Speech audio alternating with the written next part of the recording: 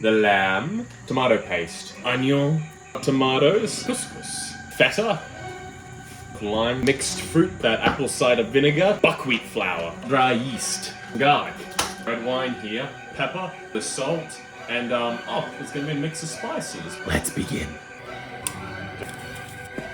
Warm water.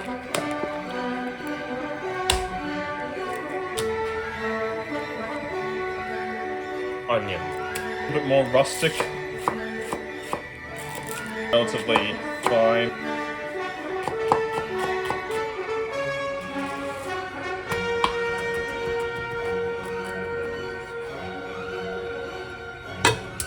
Oh, flour it. Evenly brown.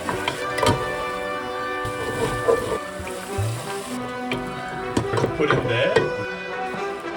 Side. Vertical. And onion into the pot. Lamb into the pot. Spices.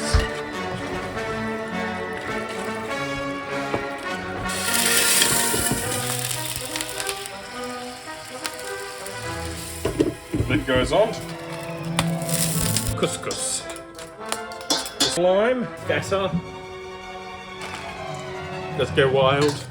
The pancakes. Meat can go on that.